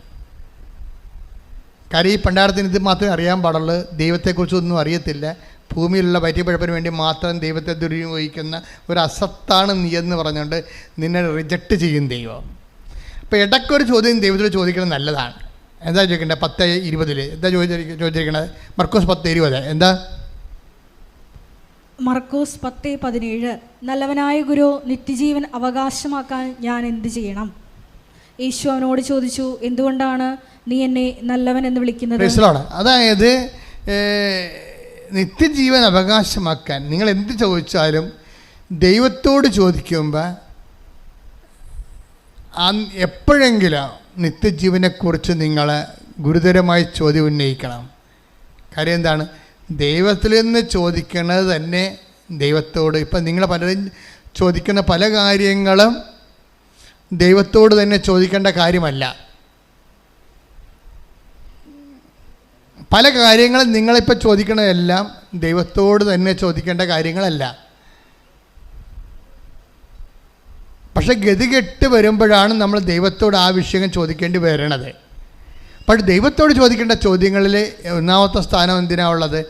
നിത്യജീവൻ പ്രാപിക്കാൻ, ഞാൻ നിത്യമായി ജീവിക്കാൻ, എന്നുവെച്ചാൽ നിൻ്റെ കൂടെ ജീവിക്കാൻ, ഈ ഭൂമി ജീവിക്കാനല്ല. നിത്യജീവൻ എന്ന് പറഞ്ഞാൽ എന്താ ഉദ്ദേശിക്കണത്? ദൈവത്തിൻ്റെ കൂടെ ജീവിക്കാൻ ഞാൻ എന്ത് ചെയ്യണം? നമ്മൾ പലപ്പോഴും ചോദിക്കണത് വീട്, ജോലി, വിവാഹം, കുഞ്ഞുങ്ങളെല്ലാം ഇവിടെ ജീവിക്കാനാണ്, ഭൂമി ജീവിക്കാനാണ്. ഭൂമിയിലാണെങ്കിൽ നമ്മൾ 70 കൊല്ലം മാത്രമേ ജീവിക്കുന്നുള്ളേ. കൊടാനുകൂടി കൊല്ലം പിന്നെ കാലം കിടക്കുന്നത് കാരണം നമ്മൾ ചോദിക്കേണ്ട വേറൊരു റെഫറൻസ് എന്താണ്? ദൈവത്തിൻ്റെ കൂടെ ജീവിക്കാൻ ഞാൻ എന്ത് ചെയ്യണം? അങ്ങനെ ഒരു യുവാവിനൊരു ബോധം ഉണ്ടായി. അയാൾ വന്നു. അപ്പോൾ ദൈവത്തോട് അയാൾ കാര്യങ്ങൾ ചോദിച്ചു. ഈശോ പറഞ്ഞു, അത് നിയമത്തിൽ എന്താണ് എഴുതിയിരിക്കുന്നത്? ഉടമ്പടി പാലിക്കാനാണ് പറയണത്. നിയമത്തിൽ എന്താണ് എഴുതിയിരിക്കുന്നത്? നീ അതുപോലെ ചെയ്യാൻ പറയും. അപ്പോഴയാൾ പറയും, ഞാൻ ചെറുപ്പകാലം മുതൽ ഇതൊക്കെ ചെയ്യണുണ്ടെന്ന് പറയും. ഈശോ അവരോട് പറയും, നിനക്ക് ഒരു കുറവുണ്ട്. നീ ഇതെല്ലാം ചെയ്യുന്ന ആളാണ്, ഉടമ്പടി ജീവിക്കുന്ന ആളാണ്, പക്ഷെ നിനക്കൊരു കുറവുണ്ട്. ഈ ഉടമ്പടിയിൽ എപ്പോഴും പുതുക്കുമ്പോൾ ശ്രദ്ധിക്കേണ്ട കാര്യമാണ്. കാര്യം ഈ 10-20 എന്ന് പറയുന്നത് ഉടമ്പടി ജീവിക്കുന്ന ഒരാളെക്കുറിച്ചാണ് ഭജനം അഡ്രസ്സ് ചെയ്യണത്. നിത്യജീവൻ പ്രാപിക്കാൻ ഞാൻ എന്ത് ചെയ്യണമെന്ന് പറയുമ്പോൾ നിയമത്തിൽ എന്താ എഴുതിയിരിക്കണമെന്ന് ഈശോ ചോദിക്കും. അപ്പോൾ മാതാപിതാക്കന്മാരെ ബഹുമാനിക്കുക തൊട്ട് 10 കൽപ്പന മൊത്തം പറയുമ്പോൾ ഈശോ അവൻ പറയും, ഇതൊക്കെ ഞാൻ ചെയ്യണതാണ്, ഞാൻ ഉടമ്പടിയിലാണ്, ഞാൻ ഉടമ്പടി 1 പുതുക്കി 2 പുതുക്കി 3 പുതുക്കി ജീവിക്കുകയാണെന്ന് പറയും. 3 പുതുക്കി ജീവിക്കണമെന്ന് പറയുമ്പോൾ നിങ്ങൾ പറയും, ഞാൻ 5 പുതുക്കി എനിക്ക് സിൽവർ ഗ്രേ ആണ് കയ്യിലുള്ളതെന്ന് പറയും, പേപ്പർ. അപ്പോഴും ഈശോ പറയും, നിനക്കൊരു കുറവുണ്ട്. ഇപ്പം നിനക്ക് നീല ഉടമ്പടിയാണെന്ന് പറഞ്ഞാൽ ഈശോ പറയും, നിനക്കൊരു കുറവുണ്ട്, അല്ലേ? നീ വെള്ള ഉടമ്പടിയാണ് നിൻ്റെ കയ്യിലുണ്ടെന്ന് പറഞ്ഞാൽ ഈശോ പറയും, നിനക്കൊരു കുറവുണ്ട്. ഇനി നിനക്ക് സിൽവർ ഗ്രേ ആണ് നിൻ്റെ കയ്യിലുണ്ടെന്ന് പറഞ്ഞാൽ ഈശോ പറയും, നിനക്കൊരു കുറവുണ്ട്. അപ്പോൾ എപ്പോഴും നമ്മൾ ശ്രദ്ധിക്കേണ്ടത്, ഉടമ്പടി പുതുക്കാൻ വേണ്ടി വരുമ്പോൾ ശ്രദ്ധിക്കേണ്ടത്, ഈശോ ഇനി പറയാൻ പോണ കുറവ് എന്താണെന്ന് ചിന്തിക്കണം. മനസ്സിലായില്ലേ? ക്ലാസ്സിൽ ഈശോ ഇനി പറയാൻ എന്നെക്കുറിച്ച് പറയാൻ പോണ കുറവ് എന്താണ് എന്ന് നീ ചിന്തിച്ച് സ്വന്തമായിട്ട് ഈശോയുമായിട്ട് ഉടമ്പടിയിലായിക്കഴിഞ്ഞാൽ പിന്നെ നീ സത്യസന്ധമായിട്ട് ഉടമ്പടി ഏറ്റെടുത്ത് നടത്തും. കാര്യം വെച്ചാൽ നിനക്കറിയാമല്ലോ, ദൈവം നിൻ്റെ ഉള്ളിലോട്ട് വന്നാൽ പിന്നെ എല്ലാത്തിനും സമാധാനമാണ്. ഒരു കാര്യം മാത്രമല്ല, ദൈവത്തിന് ഒരു കാര്യമായിട്ട് സെറ്റ് ചെയ്യാൻ പറ്റത്തില്ല. അതെപ്പോഴും എൻ്റെ മക്കൾ മനസ്സിലാക്കണം. ദൈവത്തിന് മനുഷ്യന്മാർക്ക് ഒരു കാര്യമായിട്ട് സെറ്റ് ചെയ്യാൻ പറ്റും. ഇപ്പം നിങ്ങളുടെ വീട്ടിൽ കറണ്ടില്ല, മനസ്സിലായില്ലേ? നിങ്ങളുടെ വീട്ടിൽ നിങ്ങൾ ഉടനെ ഇലക്ട്രിസിറ്റി ഓഫീസിലേക്ക് വിളിച്ച് പറയുകയാണ്, ഞങ്ങളുടെ വീട്ടിൽ കറണ്ടില്ല എന്ന് പറയും. ഉടനെ അവർ പറഞ്ഞ്, ഇപ്പം തന്നെ നിങ്ങളുടെ വീട്ടിലോട്ടൊക്കെ 5 മിനിറ്റ് കഴിയുമ്പോൾ കറണ്ട് വരുമെന്ന് പറഞ്ഞു. ഓ കൊള്ളാം. 5 മിനിറ്റ് കഴിഞ്ഞപ്പോൾ കറണ്ട് വന്നപ്പോൾ നമ്മൾ ജനൽ തുറന്നു വെച്ച് അപ്പുറത്ത് നോക്കി, എൽസിക്കുട്ടി കറണ്ട് വന്നു. നാശം, അവിടെ വീട്ടിലും കറണ്ട് വന്നാന്ന് ചോദിക്കും. തീർന്നില്ല പരിപാടി. മനസ്സിലായല്ലേ? ഇതാണ് പ്രശ്നം. നമ്മുടെ വീട്ടിൽ നമ്മളാണല്ലോ വിളിച്ച് പറഞ്ഞത്, അവൾ വിളിച്ച് പറഞ്ഞില്ല. എൽസിക്കുട്ടി വിളിച്ച് പറഞ്ഞിട്ടില്ലേ? നമ്മളാണ് കഷ്ടപ്പെട്ട് നമ്മൾ 3 രൂപ കളഞ്ഞില്ലേ, മൊബൈലിൽ കുത്തി കറണ്ടില്ലെന്ന് വിളിച്ച് പറഞ്ഞില്ലേ ഓഫീസിലായിട്ട്. അപ്പോൾ നമ്മളോടല്ല അവർ പറഞ്ഞത് ഇപ്പം കറണ്ട് വരുമെന്ന്. അപ്പോൾ കറണ്ട് വന്ന് നമ്മുടെ കാശിന് നമ്മൾ കറണ്ട് വന്ന്. അപ്പോൾ ജനൽ തുറന്ന് അപ്പോൾ നോക്കിയപ്പോൾ എൽസിക്കുട്ടി അവർക്ക് കറണ്ട് വന്നാ. നമ്മുടെ മനസ്സിരിക്കണ അതാണ്. നമ്മൾ വിളിച്ച് നമുക്ക് മാത്രം കറണ്ട് കിട്ടിയാൽ മതി. എൽസിക്കുട്ടി കറണ്ട് വരണത് നമ്മുടെ അക്കൗണ്ടിൽ എംബ്രാൻ്റെ ഭാര്യയുടെ അത്താഴ് എംബ്രാൻ്റെ വട്ടത്ത് വേണ്ട. ഇതാണ് കുറവെന്ന് പറയണത്. നമ്മൾ മാത്രം വെളിച്ചം കണ്ടാൽ മതി, മറ്റുള്ളവർ വെളിച്ചം കാണണ്ട. അത് നമ്മുടെ മൊബൈലിലെ കാശ് കൊണ്ട് കാണണ്ട. എന്ന് ചിന്തിച്ചാൽ അത് കുറവായി മാറി. ഓരോ ഉടമ്പടി പുതുക്കലും ഈ കുറവുകൾ അന്വേഷിച്ചുകൊണ്ടിരിക്കണം. ശ്രദ്ധിക്കട്ടെ.